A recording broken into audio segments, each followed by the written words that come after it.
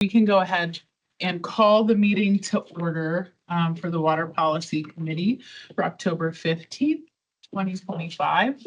I'm Alison Coombs. I am the chair of the committee and the at-large council member, or one at-large council member. We have Councilmember Bergan, who's the Ward 6 council member and the vice chair, and Councilmember Medina, who is the Ward 3 council member and is the other member of the committee. So we're going to go ahead and get started with a guest who's here to talk to us about some water needs in their community briefly, and then we will move to our planning discussion with Alex Davis. Oh, we'll do the minutes approval after. We're going to do all of this first, and then we'll get back to the rest of the agenda. So, Marshall, do you want to go ahead and introduce our guest? Yes, this is John. He's one of our neighbors from Elbert County, next to the Aurora subdivision that's being built right now down there. And he had some conversations with, I think, Dan Sheldon or somebody in the Aurora subdivision about the water supply that Aurora is providing there through an extraterritorial agreement. And so he reached out to inquire about the possibility of some service, I think initially emergency service from Aurora. So with that, I'll just turn it over to John. I'm going to stand up. I hope I didn't have too much coffee, but I'd just like to introduce myself as John Hewlett. And I was born, my dad was in the Army from 39 to 69. And, you know, back when I was born at Fitzsimmons Army Medical Hospital, it was the tallest building in Aurora for decades after that. And, you know, Aurora really had a lot of military people like my father because of Lowry Buckley and Fitzsimmons, and now it's just Buckley. But I don't know what he bought his house for in Hoffman Heights back then. It's like $3,000. But yeah, I was born here, and so I'm in Aurora. And back then in 1958, there was only 11,000 people. You know, now there's over 400,000 people. So when I signed up for the Marine Corps and went to college because my dad couldn't afford to send me. And I went to college at Western State College. And after I got out of that, I got into the fire sprinkler business. And because of the Marine Corps in college, they taught me how to learn stuff that they thought I should know. And so they taught me how to learn. So, you know, in that regard, I think early on I was doing bigs. Back in the 80s, I did what is still the tallest building in Littleton. And I've worked with Aurora over the years. I remember the backflow preventer play. You know, that's when all of a sudden we need to protect the water from, you know, better than what was actually happening. 5 years of my career was just at DIA doing some of the hardest stuff out there. I teach classes. I've trained so many engineers, although I don't have that degree. I just passionately tried to learn what I had to do to, you know, be better at my career. After, you know, doing all these jobs at DIA, I did Coors Field and then the Pepsi Center. And, you know, in Aurora, I did the Children's Hospital. Those are tough, you know, because people can't get out of their beds to get out for a fire. Life safety is a very important thing, protecting lives and property. Along the way, I've got to work with a lot of water departments, you know, because we need taps and you guys know about life safety systems. So, you know, I know I'm a local kid that knows a lot about water, right? And so why I'm here, you know, is because we have a situation. And, you know, but I do know that you guys know this, but, you know, when Powell came out to explore the Southwest, you know, when he went back to Washington, it changed a lot of things. They knew back then that there's going to be a problem in the Southwest. And you guys know that. There's a major problem, you know, and I feel it's not if, it's when that Aurora is going to be like Phoenix, you know, xeriscape. And, you know, maybe someday after that, there might be Navy showers You know, water's a problem. But, you know, now, I can't believe how, I didn't even know this facility was here. Rural Water's gotten really big over the years. I remember when they first opened, Rural Reservoir, you know, I went out there with my wife and I was like, wow, look at this big place out in the middle of nowhere, you know, really. So what I have is, I have some handouts to share with you guys. This one right here, I'll just walk around and I'll give them to you. And this way I can keep moving. I'm really kind of nervous, by the way. So just so you know, Don't be nervous. this is very important and I'm passionate about what I do. So what's happening? Oh, yeah.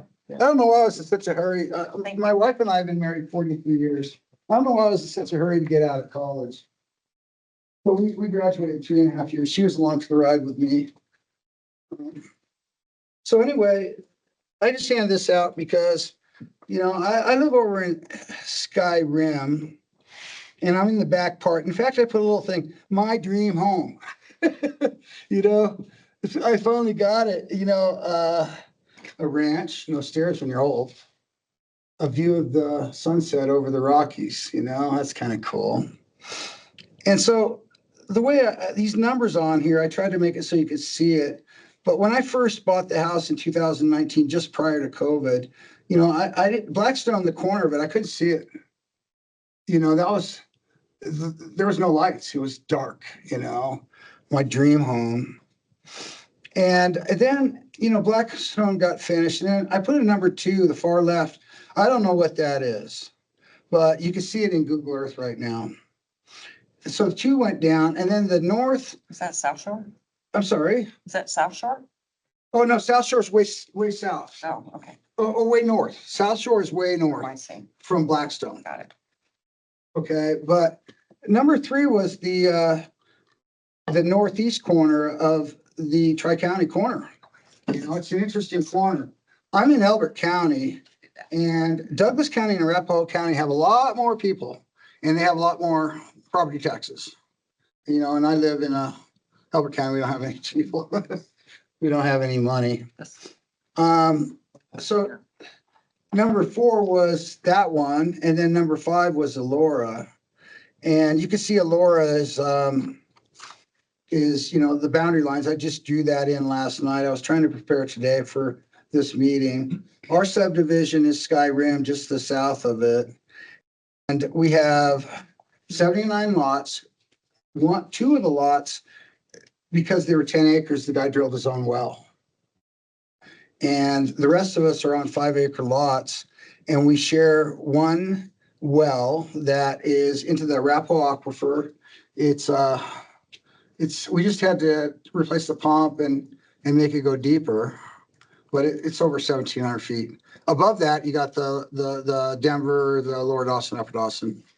I'm not sure what you council members know, so I'm just kind of sharing some stuff. So that's where our subdivision is. And then I don't even need to hand this to you, this other handout, now that I look at it. But really, when I was born in Aurora, 11,000 people, now there's 400,000. What's it gonna be? You know, I remember as a kid, because I grew up in Hoffman Heights, you know, when they put 225 in, and now there's 470. And it's just crazy how, you know, it's too many people. And I assume some of you are here for the same reason I am, is we like Colorado a lot. I certainly do. So really, I've done some math on this. I know how to do math, especially on water. But this is my other handout. So I'll just walk around and show it to you guys. And so you kind of see where we're at. And this is the plat plan that was submitted, and I went to the first public hearing on this in March of 24. And I met the developer at that time, Oh, right. and he asked me not to contact Aurora Water because it's about the money. Aurora would have never been built. flat out. It's about the money. And I was super surprised. I was like, really? You guys are gonna get water on it? And so I was like torn. I was torn by, I don't like the idea of this in my backyard. But for the good of our little community, this is finally the opportunity that I've been trying to find. Because what is Laura now is going to be Sterling Crossing. And then to the east of us, to the east of Sky Rim, and you guys have that map, that was Whisper Filing 1 and 2. And we were thinking that, we'd partner up with them. The truth is, it's expensive. Mhm. I mean, we can't afford it, truthfully, to drill a well and per our understanding, our well would have to be 3,000 feet from the current well. And, to drill a well, you got to have the controllers, the electrical power, and we're just 77 homes. I mean, it just could never happen. And we were hoping that, one of these other subdivisions can do it. We could, they could help us. When I found out about this, for one, I was just like super surprised. Like, really? This is like something that could help us in a big way, and we need it. So on this water board, they found out I know about water, our water board. And they say, hey, John, can you get on it? And I'm like, okay. And I've done a lot of things like, there should be a valve at every street intersection so you could shut them and open them so that you don't have to take down the city or the subdivision to do a repair. None of those valves have been opened or closed since it was put in, which is around 2000. So Skyrim was planned in 99, started in 2000. And so I'm like, hey, we have an emergency generator. How often do we run it? Never. Well, that's not good. You got to, anything that moves, you move once a year. It's a rule. Every hydrant that Aurora has, technically, it's a life safety thing. It should be open and closed once a year. And when you do so, you're going to flow 1,000 gallons per minute. And, and you should flow it for 3 minutes. That's a lot of hydrants every year. There's some jurisdictions like Seattle, they're in a rainforest, and Seattle is like, they won't let you do it. They model their water. It's a problem. When is it a problem? When you need a hydrant and it won't open or, won't close. I mean, you guys know about these fires that are happening. It's just a shame what happened near Boulder in LA and when you run out of water, So I'm a fire sprinkler guy and you got fire sprinklers in this room. And usually what happens with those, you save water. Fire sprinkler systems save water because 1 or 2 heads will put out the fire. The fire department rolls up, fire's already out. If that didn't happen, you are throwing hose streams on that building for sometimes days. You're putting water on adjacent buildings, so you're gonna start a fire there. So, life safety is super important. And that's part of our request. I know this, we just replaced our pump. But you don't know what the next thing is. It's complicated, water systems. Can I ask a question? Sure, yeah. Who developed your Skyrim with the 79 homes or whatever it is? That's a great question. I'll answer that question. Okay. A developer that tried to make a living off of us for the rest of his life. And then we sued him. Are The you neighbors. Are you a metro district? Yeah, we are. You are, okay. Yeah, and we sued him and he took $550,000. We won the lawsuit in 2010. We haven't got a thing from him. Now, because of interest, he owes us way more. But that's why we. So my question on the metro district, because you obviously you have debt and you have operating expenses. Yes. So did your metro district contemplate having to fix the well, having to do any of those repairs as part of their maintenance? We do that and we do it, I think, well. The thing is. So you have enough mill levy coverage for those type of Yeah, major, we're still trying to pay off original bonds. uh-huh. Right now is not a good time to be getting a bond, with the interest rates as high as they are. We recently, in anticipation of this, raised our water rates. So how do we pay for it? It's 77 homes. To be honest on that, when we looked at the pump and the electrical and all that, we're looking at more than, way more than we can afford. Yeah. And yet we need it. Yeah. And I'm the older guy that's saying, hey, guys, we need this. We really do. And so, but yeah, if you have any questions, you can go ahead and ask me, please. But to kind of express it, and I've done the math on it, and I put it in this last handout for you, but Elora is 308 homes. In fact, it's not just 308 homes, it's high density homes. You can't build them any closer than this. The only way you can get more than this is multifamily, which is sprouting up all over. So this is 308 homes. I did just kind of a simple math, and I think it's pretty dang close.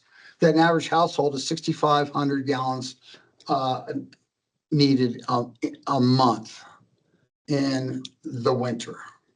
And typically, like you guys, Aurora Water, they judge the amount of water you use in the winter to determine your cost for your water treatment in the rest of the year. Of course, in the summer we irrigate, but I'm going to just stay with winter numbers. 6,500 gallons. So 308 homes, 6,500 gallons. That's this. Okay. What I'm asking for your help on, in fact, I want to use the word implore. I prefer implore rather than beg. Okay. But this is what they need day in, day out. And this is what we need. So And I don't know when that's going to be. I could be gone.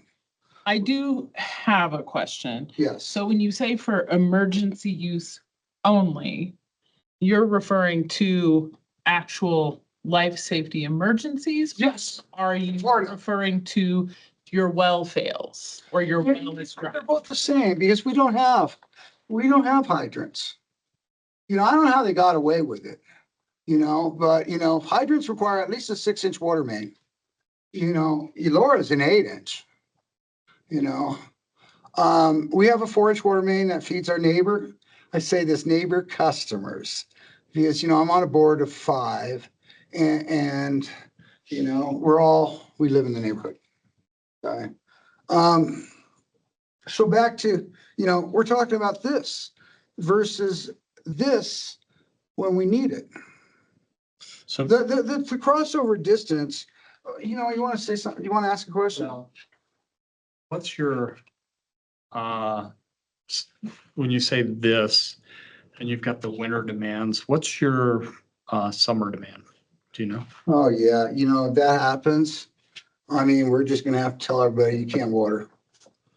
I honestly, but they'd rather have you can't water than water trucks. Hey, I thought this was kind of cute. Did you notice my little logo Notice down in the bottom right truck corner? in water. But so I guess just to clarify, and we're not going to be making any decisions today, just so you understand. This is as the council members, this is the first time we're hearing of it, and it would require a pretty extraordinary process for us to approve this as kind of overriding the decision that's already been made by staff. But so I just want to understand the ask is that you all would like to run a valve that would only be turned on either in a life safety emergency or if your wells completely failed, and would only be able to be used for household water use. We would prohibit the use for it for irrigation or any outdoor use. You got it, girl. That really was specific. And if you can't tell, it's kind of personal to me. It's personal to me because, I was born here. And right now, what's going on in my backyard, there's over 30 trucks that start up at 7 AM moving dirt. I had just in my windows, usually it's once a year, they're trashed in a week. You know, I'm gonna hear roofers for the next 3 years. It's probably gonna be a 3-year build out after they get the heavy civil done, you know, completed. But so you nailed it. This is how I perceive it, because it's all about money. This subdivision wouldn't have been built, you know, if it wasn't for raw water, period. Right. You know, and when it was being built, I was like, okay, finally, here's this opportunity. The crossover pipe I showed on the red line, that's our distance. It's a straight shot. There's no utilities there. There's no crossing roads, you know, gas lines, electric lines. It's common sense here. It couldn't be any better for us. Where's the well located in? Yeah, there's a little triangular lot the red line goes to. That's the lot that our board each owns 1/5 of. So I had to buy in to the board $800. There's 5 of us and we own that. We own that. And that's Clearwater Metropolitan District. We also have North Pines Metro. Go ahead. That's where the well is. That's our well, yeah. In fact, let me see if you can see it. I gave you another map and it just kind of shows where Sky Rim is, but it couldn't be just closer. It's just the way that this plat plan lined up, that from the 8-inch water that's in that location, it's just it doesn't get any easier to pop over. And that's like 2,200 feet where we were required to be 3,000 feet away and cross roads and streets and how to do the power. It just couldn't have ever happened. You know, it could have never happened. So really, I think you're getting the gist of why I'm here. You can kind of tell I'm kind of passionate on this one. I know it's not going to be a decision made today, but we're in dire need. I can't imagine, you know how this stuff works. It's Murphy's Law. You know, a Friday night in the middle of winter and there's, you know, it breaks. And it's like, oh, well, we got to start trucking water. You know, our little facility, you know, we just put fiber to it. We monitor it. We just put a security system in it because we're concerned about Elora. You know, all these houses right there that people could come over and mess with our water. You know, got to protect it. You know, our system. So we really have, I think we have a good system. We maintain it properly. But yeah, there's just 77 homes. And no plans to expand. no, well, interesting how you say that. You know, I think it was last year the governor decided that you can build ADUs and HOAs can't prevent them. You know, an ADUs, auxiliary dwelling unit. And so we had 2 and now we got another. You know, it's not it. This is what's going to happen. There's just more people. And what do? You know, you got to find them. So no undeveloped lots, but. No, we're built out. Okay. So the last house to be built was just across the street where my house is. It was on the other side of that arroyo. So we're built out, but that doesn't mean that, you know, because of the governor's law, that people aren't going to put ADUs in. But that's really not. Well, they're kind of expensive to still put in, so. So here's how our water works. If you have one fee. If it's less than $14,000 gallons, that's your fee. Pretty simple. That's winter. Summer is 40,000 gallons. Here's your fee. If you use more than that, we start charging. So everybody, you know, if you stay within those limits, you know, your water's less. You know, we have in our subdivision, I don't think the yards, we can only irrigate so much grass. I want to say it might be, it's either I can't remember at all. It's either 1,000 or 2,000 square feet, not much. So our houses typically have a little a little bit of grass in the front, a little bit of grass in the back. And then there's irrigation for trees, you know. There's some of our customers, I can't believe how much water they use. This one guy was like, what are you doing, man? His wife likes to water the trees. It's like over 100,000 gallons. Yeah, and I think those types of questions would certainly be concerns for us as well, because we have pretty significant restrictions on our developments related to, outdoor irrigation. But I do think unless there are questions from council members, we are going to need to move on because we have No, the I'm presentation sorry. on our agenda. I might have gone over 5 minutes and A little bit. thank you for your. So thank you for sharing the information. I think we're gonna have to understand better from the staff what the question was that was brought to them.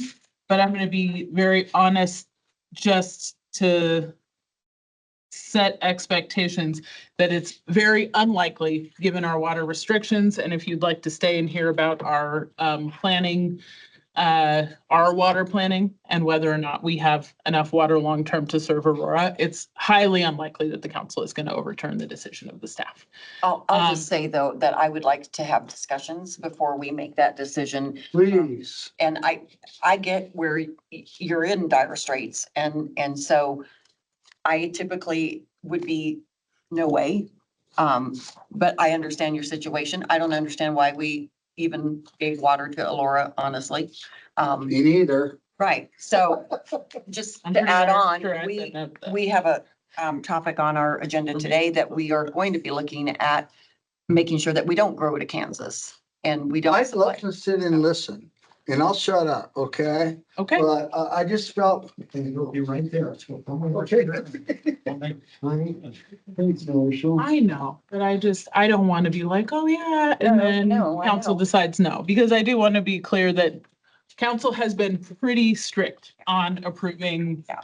water. The current council has been pretty strict on approving water to areas outside the city at this time, and you'll hear about why now. So we'll go ahead and thank you again for joining us. We'll go ahead and pass it over to Alex Davis to discuss water supply planning. Thank you, council members. And this morning I will go through this relatively quickly because I know that you all are fairly aware of these details. But as you know, we have an integrated water master plan that is very robust. It's very complex and it's a very thorough look at what we need to do for all of our service areas to meet our future demands. This map shows us the city with our planning area boundary. And the areas in red are areas that are not going to be served. So we did not include those in the integrated water master plan because they are owned or served by other entities. We are estimating a population growth of about 40% over the next 20 years. The plan and looking at the numbers of what we're going to need included our ongoing, very robust and progressive conservation, which is really some of the best conservation programs throughout the state. And it also includes the non-functional turf ban, which prohibits turf going forward in subdivisions. And was ground setting by the city of Colorado, but the city of Aurora, the city of Colorado. The management plan identified a fairly dramatic need for water going forward. This water need, so what is included in the number is not only the water delivered to our customers, but the losses in our treatment system, which for a city system low and have been low. We have a really great system and a really great crew.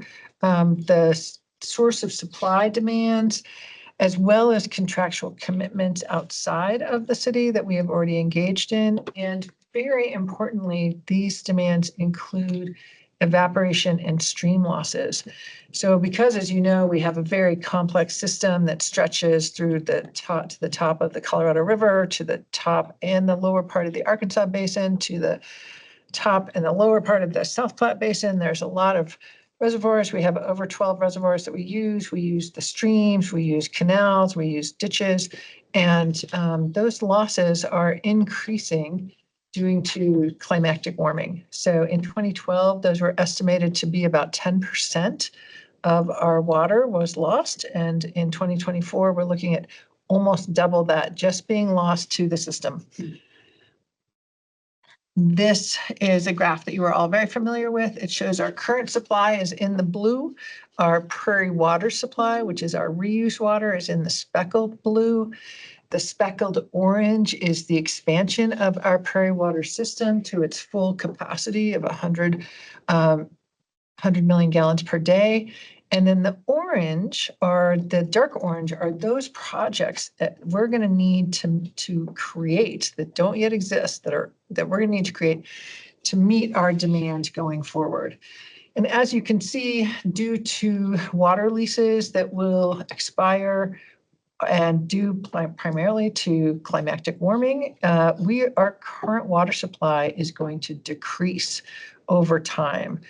This was done with a 13% decrease over the next 20 years. It could be worse than that. And as we'll talk about, the projections are much higher than that. So we could see a larger decrease in our existing water supply. Water supply opportunities are becoming very constrained. We have, as you know, we have a water supply in the upper Colorado River. The Colorado River is in crisis right now. There are a lot of unknowns about what's going to happen on the Colorado River vis-a-vis the other states and how that's going to play forward. The Arkansas, we have a little bit more water that we are developing out of the Arkansas, and then our opportunities there are going to be done. The upper South Platte opportunities are done for all purposes. There's no more water rights to buy that we haven't already acquired. And so we're really looking at the lower South Platte. The lower South Platte supplies are much lower water quality. They are very expensive to move upstream, and there's a lot of competition. Every single community in the South Platte River is looking at the lower South Platte supplies. So there's a lot of competition. It's getting more and more difficult to acquire that water. Our lower South Platte master plan, as you know, explored everything that we could think of in terms of developing water supply in the lower South Platte. We had 5 portfolios that we created that built upon each other. A being the simplest, portfolio E being the most complicated, the most creative, everything we could think of that was real, we put into portfolio E. And portfolio E is aspirational. Like, we're not sure we could do it all, but if it can get done, we will get it done.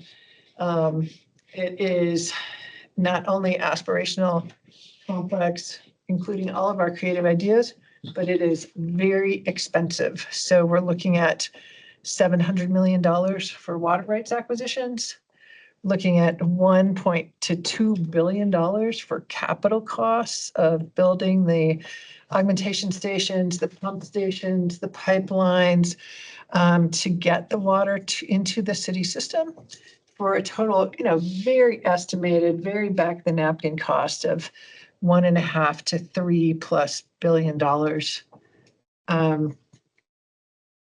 The IWMP really looked at when we would need the water, and they said portfolio E needs to be developed prior to 2055.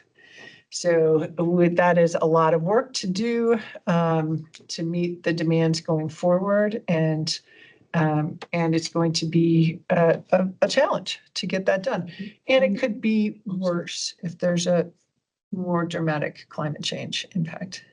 I'm just wondering, going back to the cost number, and maybe I'm jumping the gun, is there somewhere where you're gonna help us understand what would be required to recover those costs within this presentation, or is that a separate discussion? Like, if we were to build a $3.3 billion. So that's not in this presentation. Okay. The cost burden associated though with that would hit fees, connection fees. So This would not be a rate burden. You did see earlier on a slide where Alex talked about our existing supplies are shrinking. So the replacement water to offset that shrinkage would affect rates. So for example, Wild Horse Reservoir, which is now north of $1 billion, 15% of that is attributed to rates. 85% of that is attributed to fees. So that $3.3 billion cost shown here is all fees. So our connection fees, water connection fees that you hear from developers periodically, they complain that they are high. They're going to become much, much higher. In order, if we look at accommodating this full, Well, and the Project. only choice we have to even, and you'll see our proposed adjustment to our planning area boundary, to be able to meet the needs within that smaller planning area boundary, we will have to do the entirety of those projects. okay, Yeah, so we just don't have total certainty on is that a $1.5 billion cost or a $3.5 billion cost. But our experiences that Sarah's living painfully right now are that we need to probably plan on the higher end of those cost ranges. and then did that supply graph include the possibility of the direct potable reuse, or are we not counting on that yet? Great question. It does not include direct potable reuse, I don't think. Maybe in the Yeah. orange, in the dark orange. Yeah, in the dark orange, we do have the expansion of our reuse systems. So that is in there. Actually, it's probably a little more in the hatched orange. Speckle orange. So, Yeah, that's so when we say full expansion of Prairie Waters, we're including DPR in that. Yes, kind of. Okay. So here's the other caveat. So we had to make some assumptions. So for example, and Alex, I think has this slide coming up. I'm going to ruin it for you. But we have a project, our Eagle River Memorandum of Understanding set aside another 10,000 acre feet. We're not going to get 10,000 acre feet out of the Colorado River from any scenario we're looking at. Could we get 5,000? Maybe. But so there's some assumptions in here that are a little bigger than what we think are realistic. And there are some, like in the potable reuse space, we have the expansion of Prairie Waters or potable reuse, but DPR specifically isn't yet incorporated in there, I don't think. So there's some numbers that are a little small, some that are a little big. Overall, the numbers are pretty good.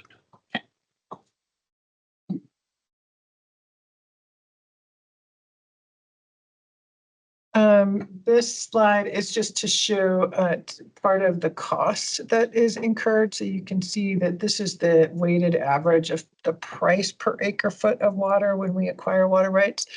And it has been pretty steadily increasing. The competition and the declining supply, we can expect those to continue to go up, basic supply and demand.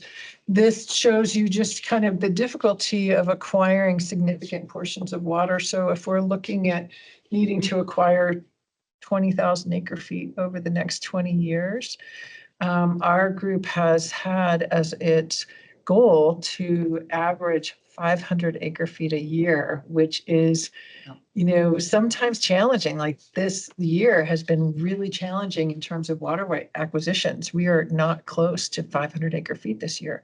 Some years we've gone way past it, and that's been super exciting. But those big deals are farther and fewer between, where we can buy 1,500 acre feet in one fell swoop. Those are harder to find. So the capital improvement plan that came out of the IWMP just shows you the breakdown of costs and what is going to be needed to keep the water department robust and operating in the manner in which it has, providing quality water. And you can see that water resources or the water supply acquisition is a huge part of the budget going forward. In fact, it's almost half, and in some places, definitely half. So it's a big piece of making the system work. As you know, we've been incredibly innovative in terms of finding water supply and reducing demand. So working both ends of that spectrum, bringing new supply in, London Mine, the CNA partnership, direct potable reuse, all of Prairie Waters all add to our supply and have been, as you know, very expensive and very innovative partnerships and methods to get access to more water. And then the large water user guide, the volumetric fee structure, the turf ordinance are all working to reduce that demand, to really ratchet down what we need as much as possible. Demand reduction is significant. The turf ordinance was, land breaking, earth. It was a good thing that you all did. And it will make a huge difference going forward. We have committed also to reduce existing turf by 30%. And if we were even able to reduce all existing turf, which would be very controversial and most people don't want that, it would be great. We would provide up to 8,000 acre feet on average, but it would not be enough. We would not get there. A lot of challenges and risks coming forward. So as Marshall mentioned, under the Colorado River, the Eagle River project, was intended to be a 10,000 acre foot project. That is not likely to occur. We will be very lucky if we can squeeze anything out of the Colorado River. We are pretty confident that we will be able to acquire all of our Arkansas Basin water under the IGAs. We've got about 2,500 acre feet left to acquire, but that's already in process. That water supply is 3 years out of 10, so it's not a base supply. It's really a drought recovery supply. We have the Shoshone in-stream flow issue that's going on that could diminish. If it goes poorly, it could diminish our Colorado River yield. We're working very hard on that. We've got climate variability, and here are some other numbers that came out of the, I think, modeling after the IWMP, which looked at a 25 to 30% decrease in the Colorado River due to global warming, 28% decrease in the South Platte, 15% decrease in the Arkansas. And so we're looking at a future that water supply is going to be very tight going forward and much more difficult. This is a very similar slide. It talks about the increased competition that we've sort of covered, the warming issues, increased conservation. Our team is incredibly creative and keep coming up with ideas on how can we push demand down even more. Their DPR, as you mentioned, Councilmember Coombs, is going to be a big deal. That's going to be super helpful. It's going to be helpful, right? All of these are pieces that will be helpful. And with all of these pieces, there's less and less new stuff to do. We're doing everything. And so what's next is going to be harder and more difficult to find. And the partnerships that we rely on are becoming strained. Everyone is looking at the same picture we are. And as you know, humans have a tendency to kind of go like this when things get scarce. And they are starting to say, well, this is mine, as opposed to how do we all work together? But we have been very interested in continuing regional conversations. So our recommendations are that new annexations should really look at infill and very strategic locations, if at all. We don't want to add. We should not enter into any new territorial agreements. We currently provide about 8,322 acre feet to entities outside the city of Aurora. It's a fairly significant number. And adding to that concerns us because, as we heard, there will be more and more people looking to Aurora's system to help solve the problems. The planning area boundary should be strategically trimmed. And this is a proposed map. I think there's a couple changes. We've been working closely with ODA or planning and other entities in the city. to understand expectations and plans. So this is the current map. There's going to be a little change to this and, but this is what we'll be bringing to I council. just want to add, I was one of, I think, only 2 votes that voted against the boundary, Expansion. the expansion, right, So this, a long time ago. yeah, so Oh, there's a- you mean that, When it- Northeast Aurora When the annexation? Northeast annexation I came, remember. yeah, you came to council, I was a no. yeah, so this trims some of that expansion back out. A couple of things of note here. That large gray area in the lower right corner. We're not planning to provide water to any of that. So that is strategically being left in the planning area boundary so Oh, we can this? continue. Yep, that's the Lowry Range. Oh, It's got a conservation easement on it right now from the state.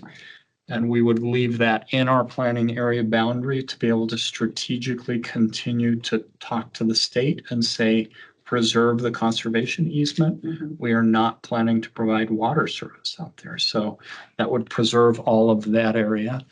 No water service required whatsoever. Correct, yep. The adjustment we're getting some feedback on is at the very north. You see kind of the historic blue line, and then we have covered that a little bit. That's a very interesting property. It's owned by the city and county of Denver, but apparently isn't in the city and county of Denver. Oh, But we will likely adjust that boundary to be back up where it was on the blue for that city and county of Denver property. And then also just note, we are not planning to provide water, even though it's in our service area boundary.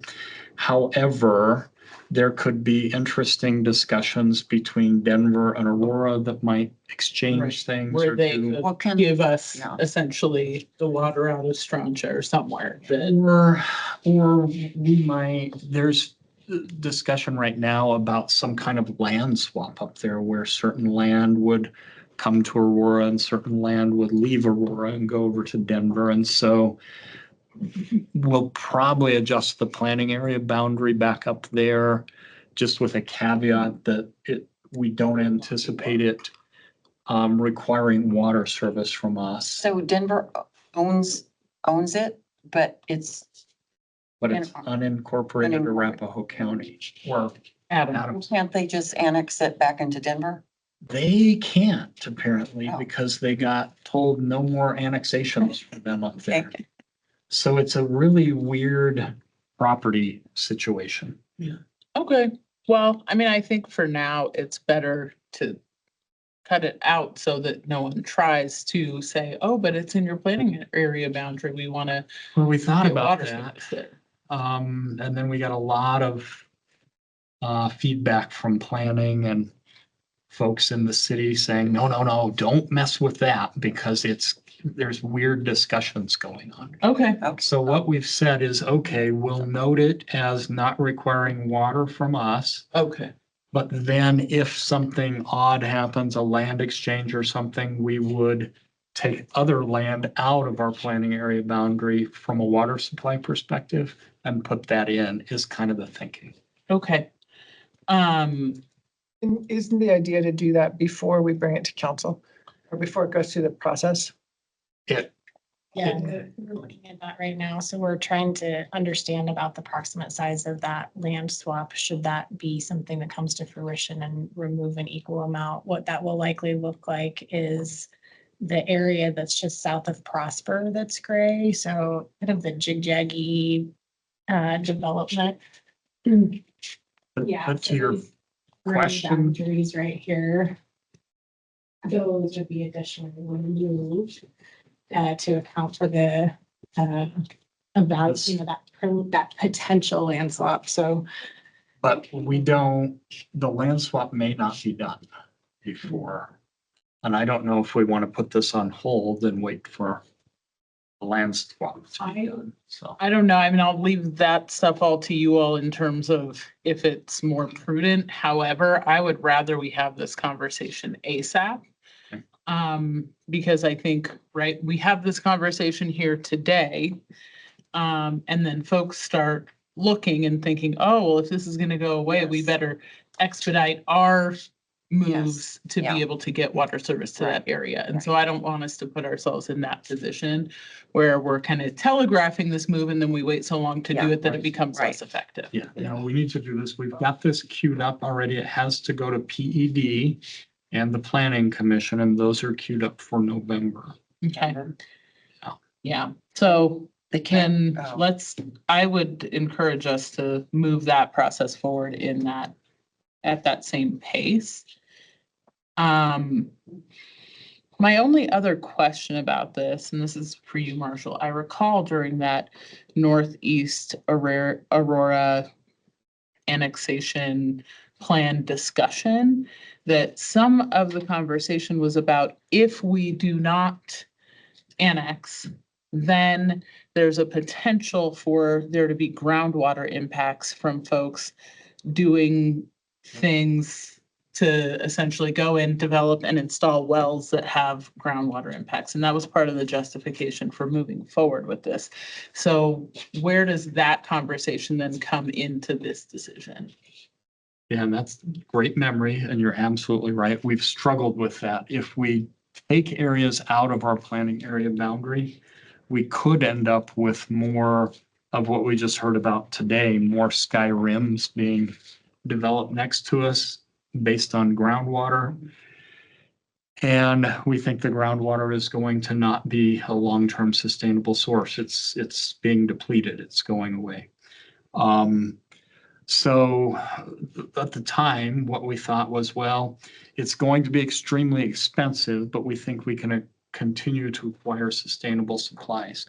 That's the newer information with the latest iteration of the master plan is we don't think we can keep doing that. It's not just a money problem anymore. Now it's literally a water supply problem. So fortunately, we don't have to trim the planning area boundary too much to get to something we think is workable, but we will then have that problem. So we could do a couple of things. We could, for example, say in code, we could draft some language that says any new development outside of Aurora will absolutely not be able to get service from Aurora at any point. Any existing developments outside of Aurora, maybe we could do something that says we would meet their minimum indoor demand in case of a groundwater depletion or something. So we could do something like that. It would affect our overall water balance, though.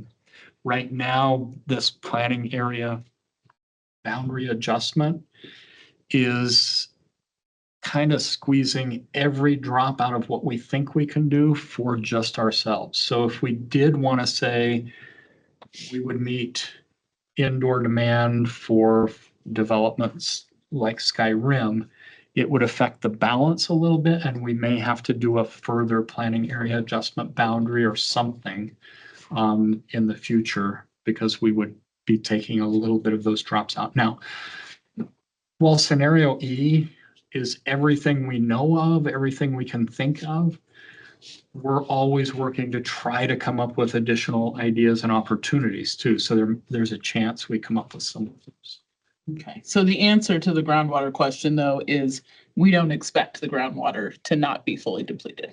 Correct. Okay. Now, I'll caveat that a little bit with, and you heard earlier, John mentioned there are multiple aquifers. Right now, the aquifers that are being used to meet potable demand are the high quality groundwater aquifers. There are lower quality groundwater aquifers that will probably, I would guess in the future, people will have to start using those. So they'll deplete the high quality ones, then they'll have to adjust wells and et cetera. And treatment. Start for the treating the lower quality water, but then it will be depleted as well. So it's just a matter of time before it's gone. That's helpful. All right, so the question for us is move this forward next to PED. This presentation. Yeah, and there are a couple of, so the planning area boundary adjustment would go to PED and Planning Commission. So that's the question, making sure everybody here is comfortable with that. There are a couple of Is other any recommendations. Objection to that? No. Okay. We're good on And that that would one. be the 12th of Yeah. November for PED. Yep. And then you would have it go to the November 3rd study session. No, because it'd have to go to study after PED, right? Right, that's, Or did you say December? oh, I got my December. dates. Yeah. Yeah, so December, sorry. To go December 1st, because that's the council transition meeting. Mm, So we're so we're thinking probably not gonna have much of a study session that day no anyway. study session, right? No study session, only swearing in, and ideally no other items on the agenda. Correct. So it would go to the next meeting in December. Okay, well, Or no, January. no, what, I'm confused, because if it goes to PED on the 12th, then it could go November 17th to study session. And then it could go from that to We could, the second reading on the 1st. right now, the thought and the We discussion. would have to dual list it for the study session. Well, so the thought right I now don't think we're gonna get any. is to take it to PED and planning in November and then wait until December. For The second first reading. meeting in December to go Oh, to study, study. because then would have the new council members seated and we wouldn't bridge across the two. Yeah, and then this wouldn't be, actually, it wouldn't need first and second reading. This isn't an ordinance. This is just or is it Policy a resolution, right? Is it a Would it be a resolution or an resolution? ordinance? I'm not an expert on the planning area boundary adjustment. I think I It remember would them be an saying that you ordinance. have to take it to two Yeah. council meetings, and it's Okay, not even a so this- rereading. It was that it had to go to two council. And I meetings. think Public I remember. hearings, probably. It's Yeah, probably because there's that's- a resolution I think with it a needs public a hearing public followed by. hearing. Rachel has some, Oh, Rachel will we tell got some us. more insight. Oh, yeah, we have an attorney. Yes, let's have the So attorney. it would be an ordinance Yeah. that would change the planning area boundary. It would require 2 readings before city council. And then because it is, we call our planning area boundaries several things. We also call it a comp plan, comprehensive plan. And so a comp plan amendment requires 2/3 vote of city council to pass. And those are ordinances with a public hearing when we do the comp plan amendments as well, right? Yes, I believe there's a public hearing on those. I'd have to double check that, but yes, I think so. Okay. So we would do those in January, study in December. Because we're gonna need to work Yeah. with the new council and make sure they understand what's going on. Yeah, I was just Um, trying to see if it could get all done before, but. We don't have time for that. But let's still move it forward. We don't want to slow down. So that's on the planning area boundary, and then there's the other items. And there are some other things that we would have to tweak in code for the extraterritorial agreement. So if we just, right now, what code says is people can come request service. And the starting point for the discussion is 1.5 times fees, 1.5 times rates. So it kind of says, hey, we're open for business. We're open to consider these things. So we would also come up with some language there that would not go to planning commission or PED, but would still be code So it would be an changes. ordinance as well. And that would presumably come to the same presentations. Yeah, we could do In those December, at the January. same time, Right. but it would be a slightly different process. So. And then I do have one question about the non-functional turf and outdoor landscaping, which is that so far our conversations have been about future planning and future development. Do we have the opportunity to have any conversation for converting existing landscapes besides incentives? Because that's been the conversation so far. Yeah, so great question. Right now, we have very aggressive incentives. We have actually signed a commitment to reduce existing non-functional turf by 30%. So we signed that. It was a, I don't know what we called that. I think it was a resolution where we made that commitment. But so far where we're focused, and we're getting a lot of feedback in this space, as you might imagine. We're focusing on, let's get the city our facilities in a good place. That'd be good. Yeah. And so Try to. before, People to do. yeah, before going out and doing anything required or mandated to the public. So right now, voluntary for the public, ramping up our own internal version. So for example, the Great Lawn at the AMC is being converted next year. It's going to go to the Tahoma 31 low water use Bermuda grass. So we're getting a bunch of our own spaces in order, and then still focusing on the voluntary stuff as well. And then we're going to have to start looking at how do we go further and do better.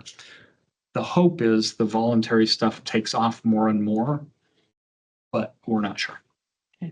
Yeah, Councilmember. So we already have obviously the turf ordinance, so any new development. I mean, that is such a huge step in terms of conserving water because they're not allowed to put turf in the front yard. They're only allowed, 500 square feet in the backyards. Yep. So, I mean, when you look at where we were prior to that with possibility of unlimited turf. Yep. Before, and now looking at any new developments since that passed, I mean, that is considerable savings. That's huge. Yeah. And is that also included in Those numbers are included. The number that's not exactly included in there is that 8,000 acre feet for if we got the existing community to look like the new growth under the conservation ordinance. So there is some additional savings that's not built into those projections that we will achieve. Mayor Kaufman's got a question also. Oh, sorry, Mayor, I didn't see your hand up. Please go ahead and chime in. He may have had his hand up for a while because I saw his camera on. When he comes back, we'll let him chime in. Oh, there we go. Hey, Mayor. You're muted. Oh, yep, Can't hear you. you are still muted. Doesn't say it's muted. Oh, no, it doesn't. You're It right. shouldn't be that, Sarah, because Rachel just talked. Oh, that's right. So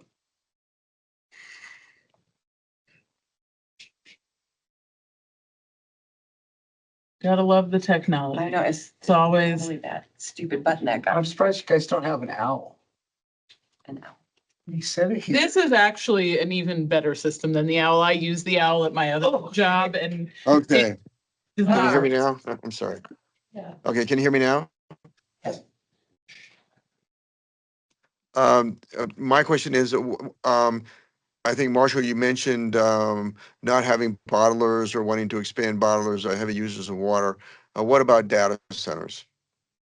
Yeah, so data center is another good question. So we do, and Alex had that slide up earlier, our large water Okay, so I missed that.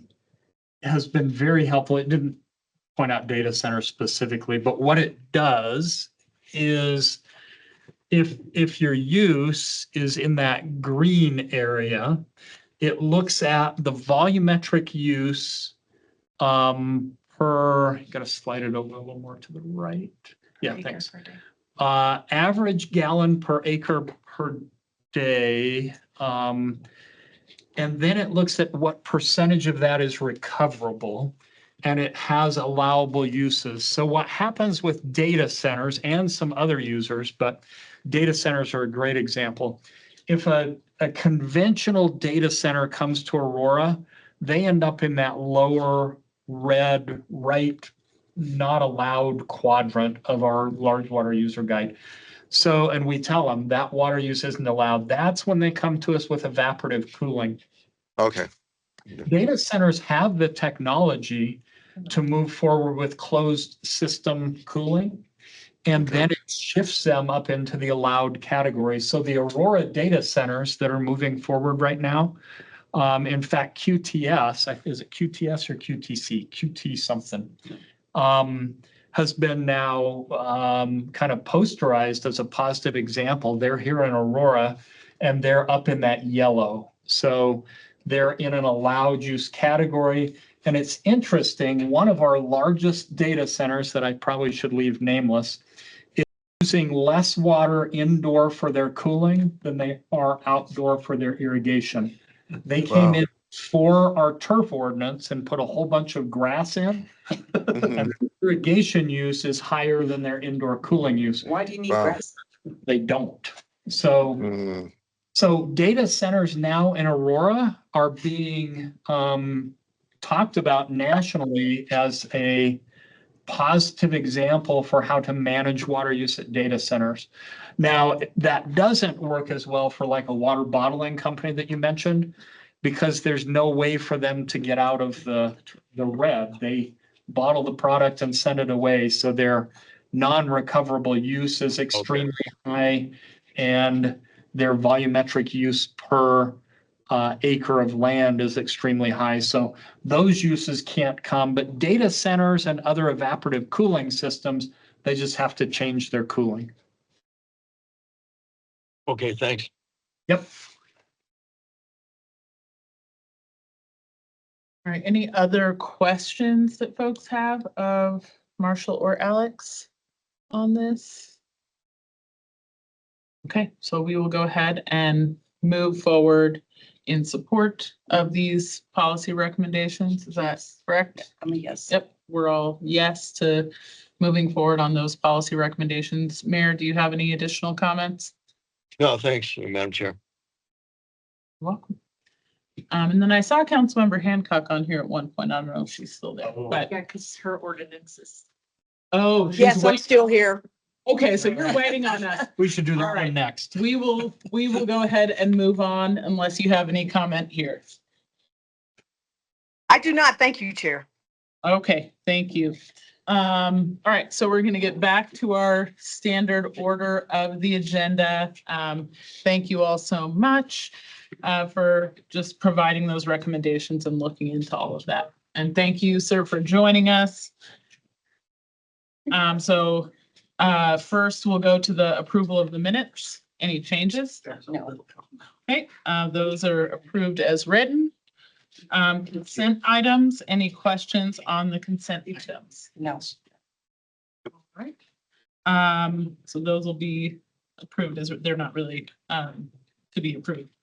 But, and then the restaurant water service ordinance, Marshall and, Councilmember Hancock.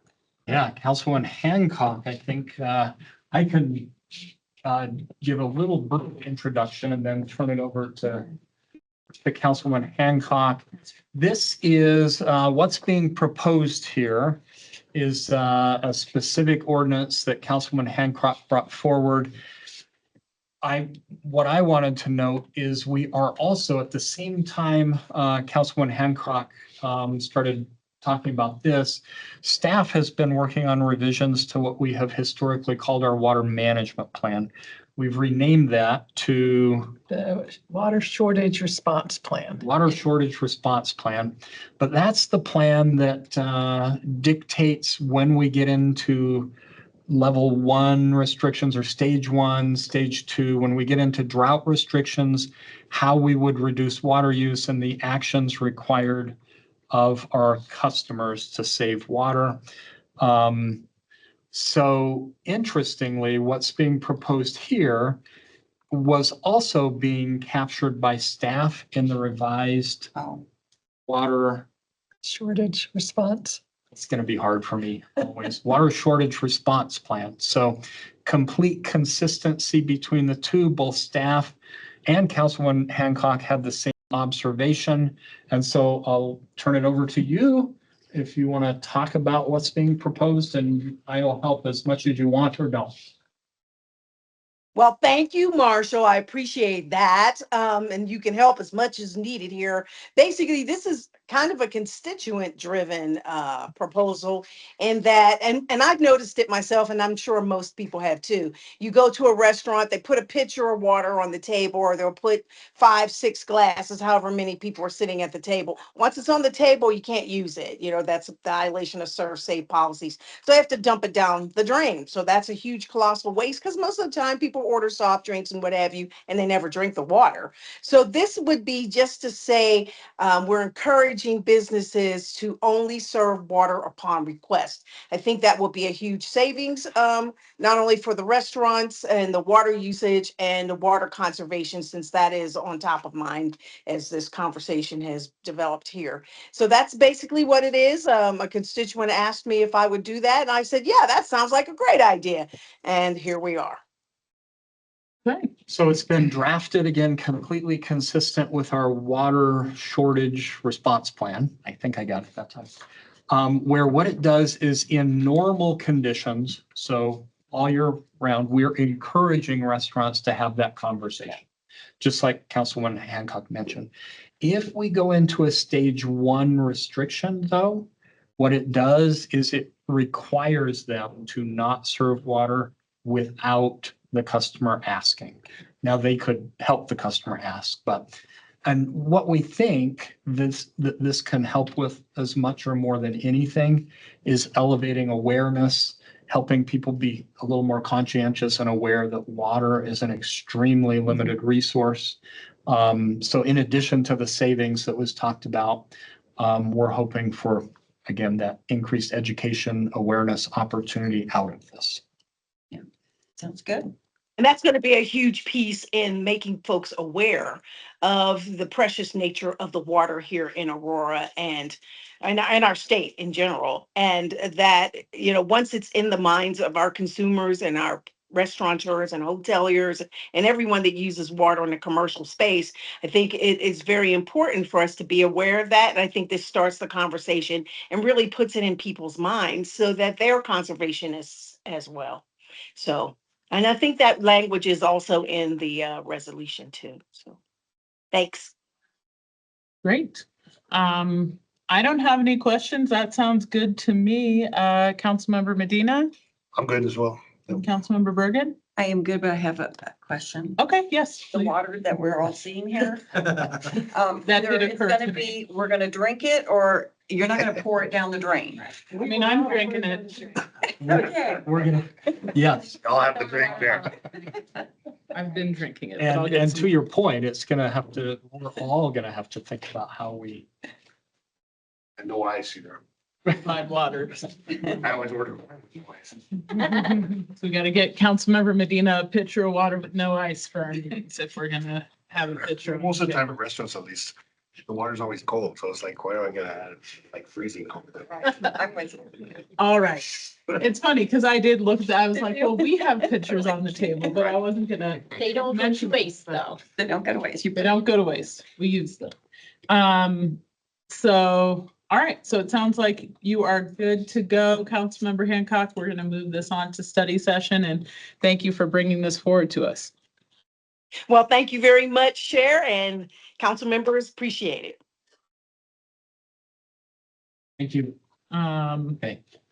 Next we have, okay, out of my agenda, consideration to reappoint one member, and I'm not sure what to, because I just closed my agenda. This is for This the one's super quick and easy. So you guys recall, we have our homestake water authority, homestake steering. partnership and joint water authority, which are both associated with the homestake project, partnership with Colorado Springs Utilities. So we each appoint 3 committee members to help govern those 2 bodies. And we reappoint, we have a cycle of every 3 years, right? Every 3rd year, we reappoint one new member. So Alex Davis, who we just heard from today, is being requested to be reappointed in her role with those 2 groups. Yep, I am good with that. Councilmember Medina is good. Councilmember Bergan is good. So we are all good, and thank you for serving on those boards and committees. All right. And then the Park County IGA for Wild Horse NEPA 1041 permit review costs. Sarah.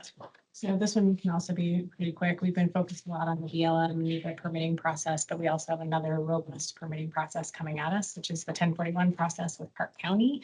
The intent of this agreement and this funding authorization is to get a jump start. So what it allows is for them to bring in the resources to participate in the BLM NEPA process, because that information directly informs the 1041 process. They're in a moratorium right now for 1041 applications, but they are allowing us to move forward with this so that we can get the process in place for what will be an entirely new process they're revisiting right now. So it's basically just going to help hopefully expedite our process and have really clear expectations and be able to move that along in conjunction with the BLM NEPA process.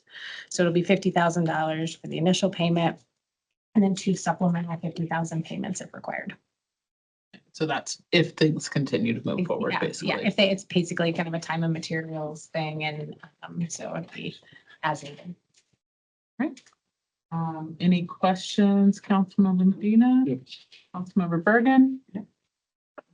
Good. So we're all good to move that one forward? We did, we wrapped both of those Okay. together, so that's reappointing Alex to both of them. Okay. Yep. Well, because we kind of just glossed over it in one agenda item. Thank you for confirming. So yes, we did reappoint Alex to both of those steering committees, not just the one. So now, once again, my computer got me out of my agenda. Colorado State Oh, Board. okay. Colorado State Forest Service funding agreement. All right, this one's me, and hopefully I can be quick too. So this is Matt Ashley. This is renewing our partnership with Colorado State Forest Service. So this is a 3-year agreement. It's identical to our last 3-year agreement. The only thing that's changing is we are expanding the funding, so increasing the funding and funding a couple of additional programs. So this is funding for forestry and fuels reduction work to prevent wildfire risk, to protect water quality and infrastructure. So the funding for this 3 years is going to go towards forestry work on State Forest Service managed lands, as well as other public lands. There's also a new component in this agreement compared to the last one. There is a good neighbor authority under which the State Forest Service does forestry work on U.S. Forest Service lands. So it's just a way to get more forestry work done in a larger area.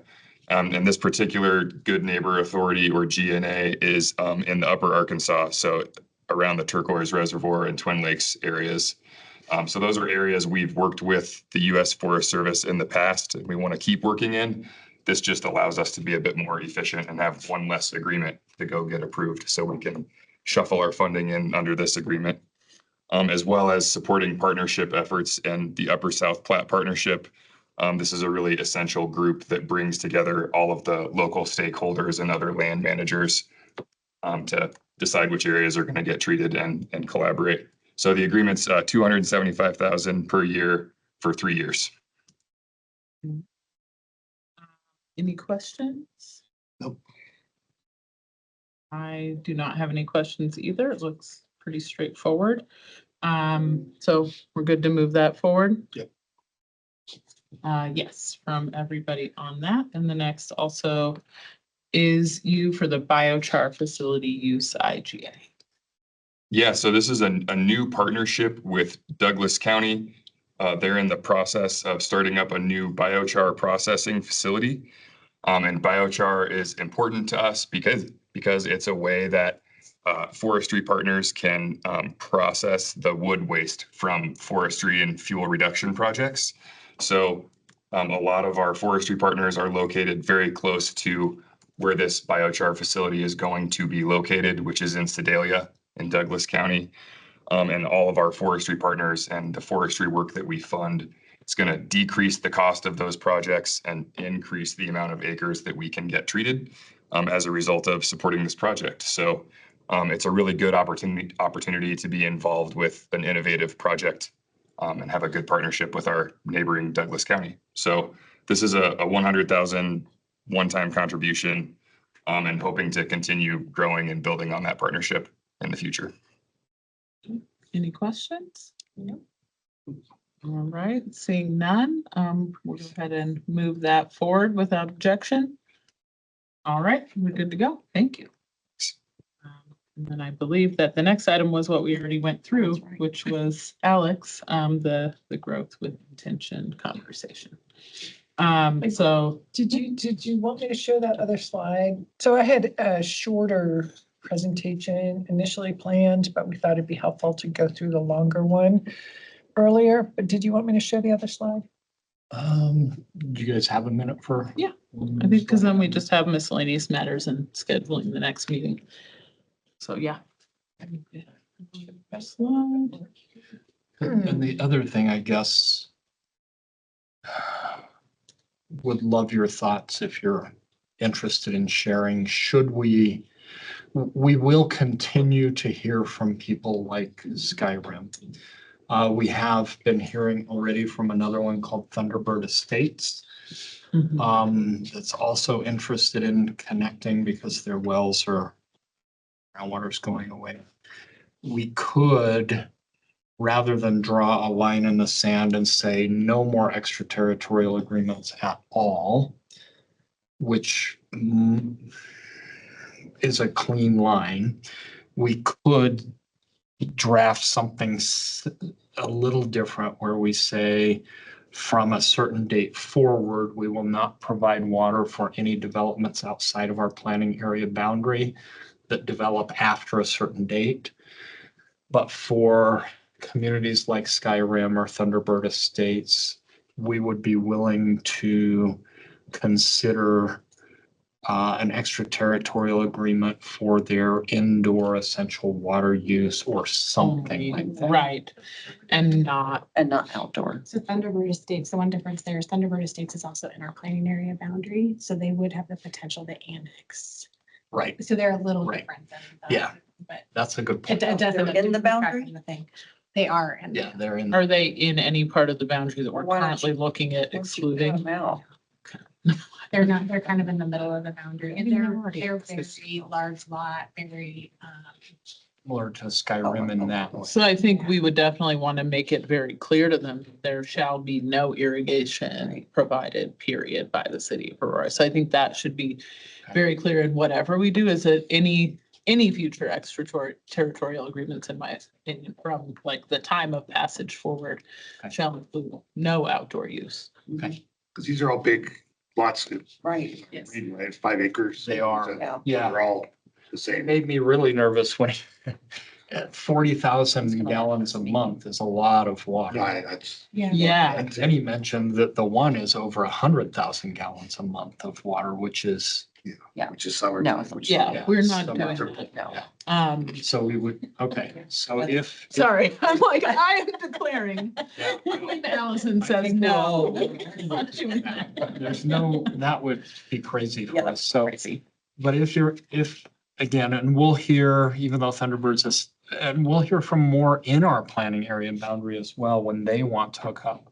Right now, the way the code works with them is they would have to be compliant with all of our existing codes and ordinances. So they would have to figure out how to be compliant with our new conservation ordinance. Right, So they would have some outdoor irrigation potentially, but extraterritorial, we can say no outdoor irrigation. We can do that. Yeah, and the then fire, within, oh, fire sorry. thing that they're talking about too is, I came from a rural area, so I know about that, if you're choosing to live like that, at least I look at it, I have a cabin out in the middle of nowhere too.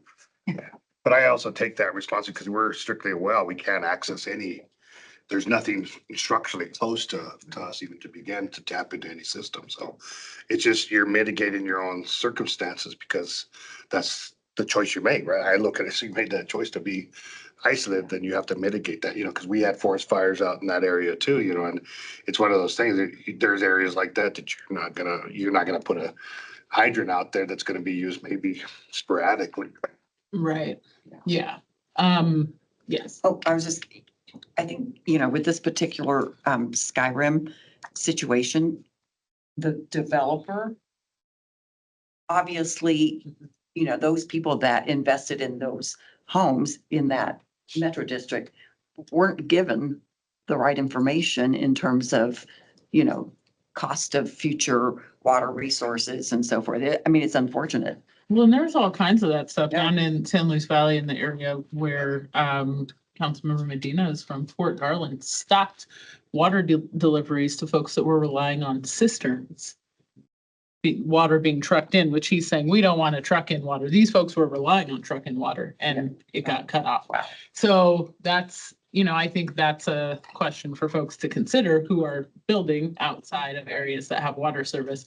But in our case, I think to the point about people or entities that are within our planning area boundary looking to connect, I think that like it should be very specific that they don't get grandfathered in to whatever their prior landscaping and water use, outdoor water use requirements or permissions were, that if they're going to connect, they do have to convert to our specific requirements regarding outdoor use. And that's how we've been approaching those. So it could be a little, as we're thinking out loud here. So what we had told Thunderbird Estates originally was they could annex in, which an annexation requires that they meet a lot of city standards, right? Not just related to water. We had all told them if they wanted to pursue an extraterritorial agreement and not annex in, that they would have to meet water specific codes and ordinances. So we'll have to think about that a little bit, because if we draw a line for extraterritorial agreements outside of our planning area boundary where we say no outdoor irrigation, the question would be, would we want to draw that same line for any extraterritorial agreements that might be within our planning area boundary? That would be an interesting. Oh, well, yeah, and we're also having a lot of conversations about the new annexations in the planning area boundary too. So I don't know how you would, Oh. so we'd want to think through that too, it seems like. And even in those annexations, we've been having that conversation about densities and what our planning was for those unentitled areas, and have been having a little bit of pushback in the space of, we plan for 5 dwelling units per acre, you know, that's, you know, so we're, anyway, as you guys are working through that, that might be one other thing. So if I can ask about the annexation, so you're gonna come up with policy recommendation on annexations, because obviously when they come to us many times, we don't have the information on how it will impact water resources. So, you know, we just, a lot of times we'll just check and. Yeah, Right, so and I don't want to end up in a situation where we've got folks with golf courses or irrigating 5 acres or things of that nature that we have already told our folks, like, that's a definite no. Well, if they annex in, they can't do a golf course anyway, but, But if they already have one, oh, I see what you're saying. right, we have to tell them like, yes, you they can't would keep have. having a That's golf what we're course. saying. Right? Yeah, And you're use Aurora's water. existing like Thunderbird Estates and you want to annex in, you have to meet our Yeah. current code criteria, et cetera. So yeah, if they had a golf course, and that goes to the Valley Country Club. Oh, right. They We have a wouldn't golf let course. them annex in. Right, you could just not approve the annexation in that. Exactly. So, Yeah, just make sure that that council's aware. and to Sarah's point, because we talked to planning yesterday, Jacob and Janine, and we need to sit down and also look at some of the density, the dwelling unit numbers, and all get on the same page, to your point. So we're all communicating the same thing and we have consistency. So Janine said, oh yeah, let's definitely do that sooner than later. So that's Yep. on our to-do list too. Great, and then. Because we do remember the turf ordinance was passed but not put in code, right? No, it's in code. No, it is now, but there was a lapse, and developers little didn't bit even of- know Yeah. There, that they well, had to adhere to the new ordinance. there, and with the the way we did that turf ordinance is we gave them a grandfathered window too. We said, if you've already had things approved, you can move forward with what was already approved. So we did run into a transition period. But Interestingly, it didn't go into code. the numbers that we've been getting as we've been tracking, almost all the developers shifted over to comply anyway, Oh, good. which was really good. They didn't have to, but they voluntarily did. Awesome. Okay, so I think you Okay. guys understand the direction in terms of next steps on the extraterritorial agreements. So it sounds like we need to draft some language to cover a couple different situations for code changes, right? Yeah. And I think it's fine to just then bring those for, well, do we want to have them come back or do we want to maybe just have that come to PED and planning and then we'll review it again at water? Those code changes wouldn't go to Okay. PD or planning. So just have them ready for study then. We could and we'll either review bring at them that back time. here to share the draft or take them directly to study. If you guys are good with it, Councilmember Medina and Councilmember Bergan, we'll just review when it gets to study. Yeah, because that doesn't need, that can happen in November, right? I mean, that doesn't need to wait until the planning area boundary is changed. Yeah, it doesn't have to go through that same process. Okay. So, Great. but whether we can get it all done by that Right. question, I don't know. But we don't want to make you bring it back here. We'll streamline that process to just get it on study when it's ready to go. Great. And then miscellaneous matters, I think just we should probably bring back the discussion about the Skyrim, since we had the presentation and there's a question there. Whether that's at the next meeting or a subsequent meeting. And this code language would apply directly to Skyrim.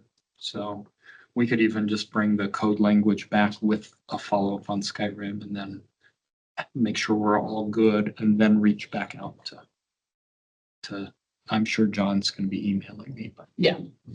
And maybe emailing us. We'll see. He might be that.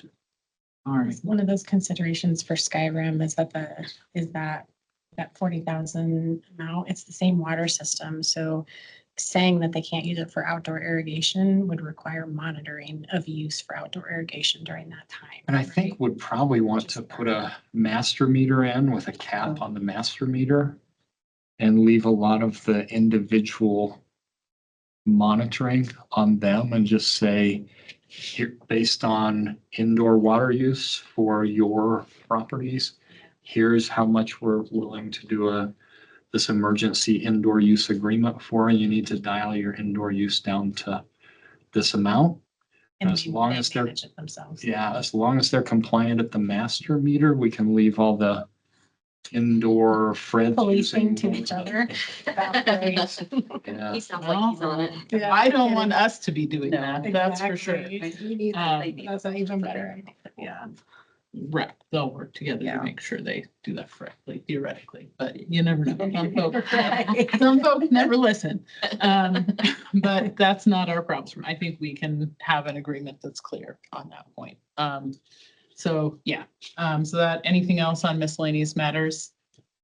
Okay, and our next meeting is the 19th of, Could be a problem for it's during me. NLC. And it's so are you during going- NLC, and I also might have to go to court with the city attorney and the city manager. Oh, geez.